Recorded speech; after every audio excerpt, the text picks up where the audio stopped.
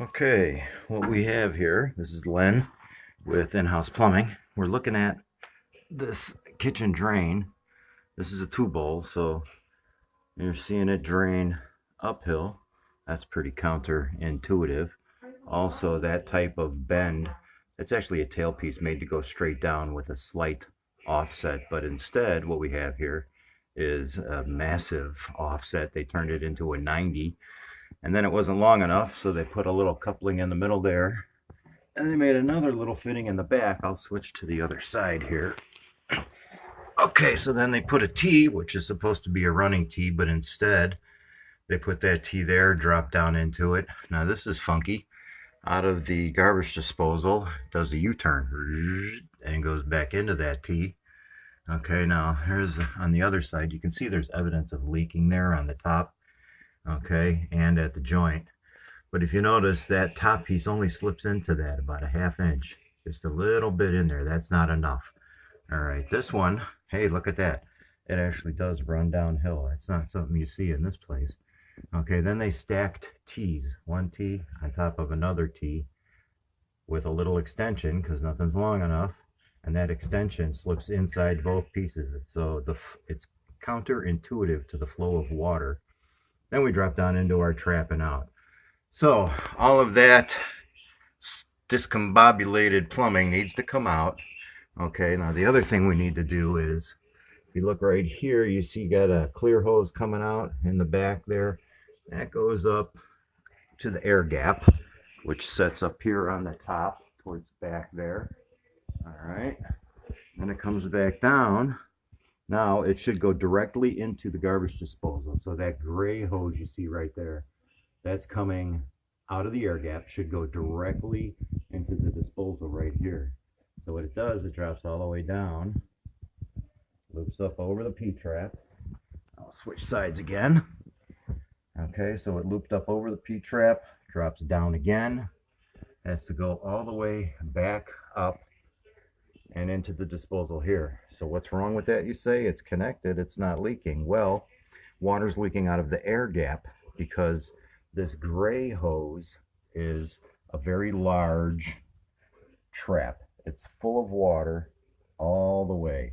So when water pumps through the clear hose up into the air gap, it's supposed to have gravity feed downhill into the garbage disposal. Instead, it drops all the way down, has a trap, and has to push itself all the way back up. Well, it can't push itself all the way up if there's an air gap. All that water it's trying to push is simply going to push out on the countertop. So we're going to eliminate that. We're going to put a downhill drain from the air gap to the disposal. That'll solve that problem. And then we're going to have to talk to our customer about all of this crazy piping in here. I mean, it really looks like a submarine that's going to sink. And definitely a plumber didn't do this, and if he was, he goes on to the slap list. All those guys that need a slap. Okay, just to start things out, I disassembled everything that you could see. I'm going to go in. I have paper towels in there to keep the odor and the dripping, because with the stagnant water the way the system was, there was a lot of dripping. So as you can see, I have paper towels stuffed everywhere. But anyway, we're under the sink. We're going to go look at the air gap, which is right there. Okay. Now this line here, okay, is the one that comes from the dishwasher pumping up into the air gap. And this other line here, okay, right there, is the one coming back out. So when it comes out, you remember before, it went all the way down to the floor. It stayed full of stagnant, stinking water. And then it tried to run back up to go into the drain, which it couldn't do. So now you see I've got that line run into the garbage disposal. But now a better perspective, excuse me while I climb around here. A better perspective of it now shows it coming from the air gap up there, runs straight downhill and into the disposal. Okay, so now there's no way for any backup because it's all gravity. It doesn't have to push water. The gravity will take it for you. So that's step one. Okay, here we are at the next step. So I've put a continuous waste on here made for a disposal, and it has a telescoping arm, which is this part right here. If you notice, it's molded in and it's part of the T. So what that does is it lends a lot of support for this pipe here, so that leaks here rarely, if ever, happen. And the other part of this continuous waste is it drops down. Now there's a baffle inside of here so that the flow coming out of the disposal is always in one direction. Drops down, hits our P-trap. Okay, and then on the P-trap I also put a telescoping arm coming off of the sanitary tee that it drains into. It's about 7 inches long, and what that does, again, lends a lot of support. Whenever you're using tubular fittings like this, you need to have a lot of support for them because they're thin. It's not a thick plastic. So that one back there goes into the sanitary tee. It's glued, it's solid, and it'll keep it from sagging or dripping or leaking. All right, the other part I did down here, now it was tight for space. I would prefer using a Y down here for flow, but sanitary tee will be fine. Now I tied that in to the old existing spot back there, and then of course put a clean out in, because the more clean out you have, the happier you are. Nothing lasts forever, everything clogs, but if you put precaution in like that, it'll help you. So that's the right hand side. Okay, that took care of a good amount of it. I also wanted to point out that there's paper towels down here on the base of the cabinet, so that when using the glue, I don't drip on it and leave marks or leave a mess. I like to keep it nice and clean. Okay, here we are on the left side, and of course we have a nice flange tailpiece up there with the washer in it, straight into a P-trap and over.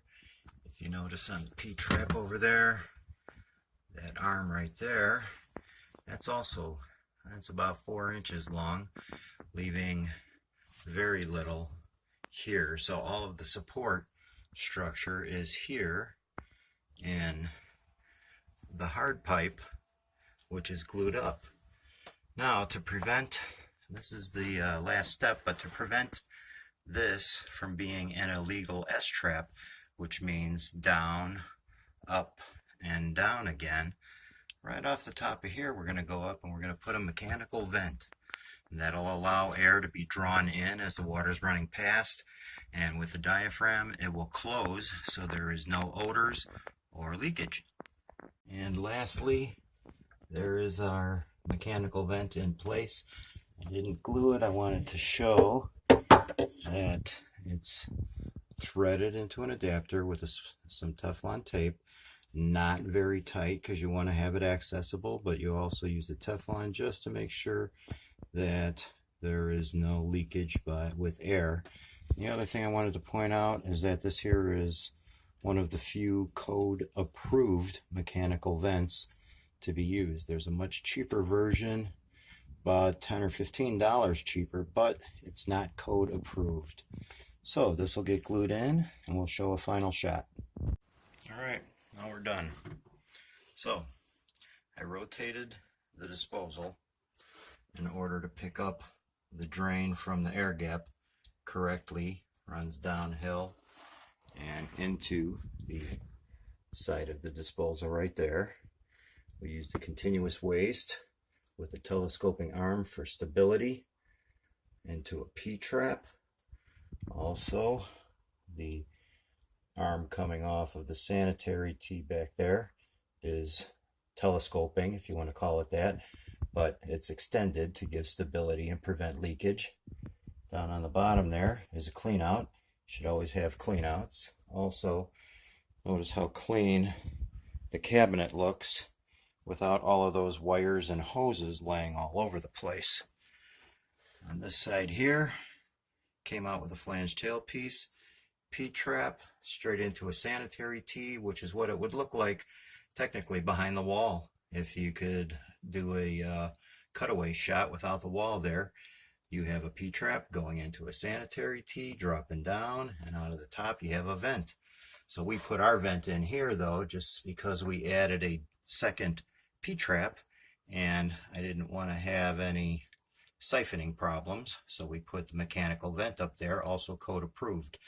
Lastly, the thing I wanted to point out here, this right here is the weight for your pull-out sprayer, and if you notice, it's installed in a way that it is unobstructed by anything. So as she pulls the sprayer out, it won't hang up on anything. It'll just pull right straight up very easily and go right straight down just as well.